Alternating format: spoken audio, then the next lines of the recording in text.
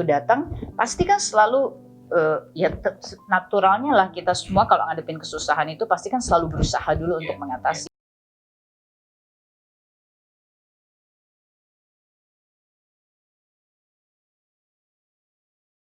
Dan kesusahan-kesusahan itu datangnya berjenjang kan kepada kita. Begitu pula Teteh ngalami gitu.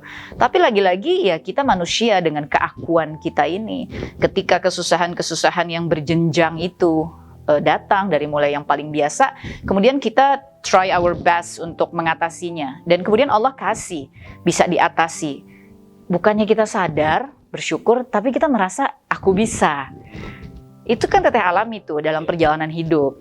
Karena pada masa yang lalu juga Teteh kan tipikalnya mandiri, independen, ya orangnya juga keep on learning gitu ya. Terus kan tough ya, maksudnya ya inilah pokoknya struggling. Yang ada ya, maksudnya bahwa ini tahap saya mandiri itu yang. Iya, jadi sehingga ketika ujian-ujian atau peringatan-peringatan itu datang, pasti kan selalu ya naturalnya lah kita semua kalau ngadepin kesusahan itu pasti kan selalu berusaha dulu untuk mengatasi. Dan kemudian kita lupa ketika misalnya itu teratasi, sebetulnya itu kan Allah yang izinkan. Nah, itu yang Teteh alami sampai singkat kata dalam proses perjalanan hidup sebelum tahun 2013 itu 2-3 tahun sebelumnya ya. Itu 2013 ya, tapi 3 tahun sebelum itu mengalami peristiwa-peristiwa hidup yang berupa peringatan yang mengalami peristiwa-peristiwa hidup yang merupakan peringatan dari Allah yang bentuknya kesulitan demi kesulitan yang derajatnya itu sudah sangat berbeda dari derajat kesusahan-kesusahan yang pernah dialami gitu. Seperti apa contohnya?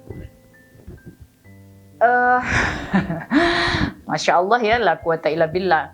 Dalam waktu yang bersamaan gitu ya, misalnya nih dalam satu momentum yang bersamaan menghadapi kondisi sakit, menghadapi kondisi kehilangan investasi, menghadapi kondisi kekacauan di dalam rumah tangga, menghadapi bukan cuma 3, masih macam-macam lagi. Ada urusan dengan mitra, ada urusan dengan sahabat ya, ada urusan dengan keluarga, ada urusan, pokoknya rumit gitu ya, kerumitan-kerumitan yang terjadi secara bersamaan dan kemudian komplikasinya luar biasa gitu. Dan kemudian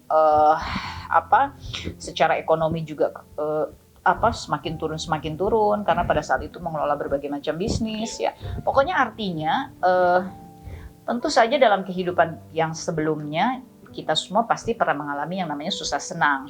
Tapi tahun-tahun sebelum kemudian Allah mengizinkan Teteh hijrah itu mengalami memang berbagai macam kesulitan yang komplikasi. Jadi kalau penyakit itu komplikasi, kalau penyakit itu kepalanya sakit, matanya sakit, giginya sakit, jantungnya sakit, parunya sakit, ginjalnya sakit, levernya sakit, kakinya sakit, tangannya sakit. Sehingga ketika mau berobat itu udah nggak tahu mana duluan yang mesti diobati. Ibaratnya tuh kayak gitu. Nah, komplikasi itu sebetulnya yang tapi nggak otomatis pada saat itu kemudian itu menjadi penghantar kesadaran hijrah. Enggak, jadi struggling gitu, masih tetap struggling, masih tetap merasa bahwa I've been through so many things in my life, dan Teteh merasa bahwa perjalanan hidup itu udah membuat Teteh bisa mencapai berbagai macam hal, dan pencapaian-pencapaian itu tentu dilakukan dengan pengorbanan, perjuangan, strategi, pemikiran, kerja keras. Jadi pada masa itu ketika mengalami macam-macam persoalan yang seperti ini, juga kembali merasa bahwa pasti aku bisa ngadepin ini, pasti aku bisa ngatasin ini pasti harus dihadapi dengan cara gini loh. Pokoknya tuh dengan segala teori. masih dengan seperti itu. Dan ternyata Masya Allah ya, mungkin la haula wala quwata illa billah, pertolongan Allah sudah tiba. Jadi semua yang diusahakan dalam rangka mengatasi komplikasi itu semuanya hancur. Jadi tibalah di satu titik di mana ya tadi yang Mas Teguh sampaikan gitu, tiba di satu titik kayaknya gue udah harus ngibarin bendera putih gitu. Karena memang apapun yang dicoba diusahakan untuk mengatasi komplikasi, Teteh udah nggak sebut lagi satu persatu ya persoalannya, karena memang udah komplikasi. Semua usaha yang waktu itu dilakukan untuk mengatasi komplikasi yang ada akhirnya nggak berbuah, justru makin menenggelamkan. Makanya dalam salah satu buku Teteh itu Teteh sampaikan bahwa ada satu momentum di dalam hidup yang Teteh merasa itu kejeblos, ke dalam lubang yang gelap, dan lubang itu berada di dalam gua yang gelap, dan gua itu bukan berada di atas tanah tapi di dalam tanah. Kebayangkan rasanya. Iya. Jadi ya wallahu alam ya, tapi ketika mengkaji Ilustrasi perasaannya situasi seperti itu. ya. Nah, seperti itu. Jadi ya sudah. Nah, dalam kondisi itu, masya Allah ya. Ini juga yang Teteh sering sampaikan gitu ya, bahwa kalau kemudian Allah mengizinkan Teteh untuk bangkit gitu ya, untuk kemudian menapaki jalan yang berbeda ya, mencari arah yang berbeda dari arah kehidupan yang sebelumnya. Padahal pada saat itu Tetehnya merasa dalam situasi yang sampai kayak begitu ya, dan situasi kayak begitu bukan suatu situasi yang serta-merta kita kuat untuk bangkit gitu ya. Bukan tidak mungkin, bahkan memang saat itu juga sempat punya perasaan kayaknya udah nggak mau hidup lagi gitu ya. Sempat seperti itu. Sempat lah ya, sempat punya perasaan gitu. Maka oleh karenanya Teteh percaya sekali, dan setelah mengkaji lagi Islam, masya Allah ya, Nabi SAW beliau bersabda bahwa hanya doa yang bisa merubah takdir, dan sedekah yang bisa menolak bala. Dan doa itu, baik doa kita, doa orang lain untuk kita, dan doa dari orang-orang yang kita juga tidak ketahui gitu ya.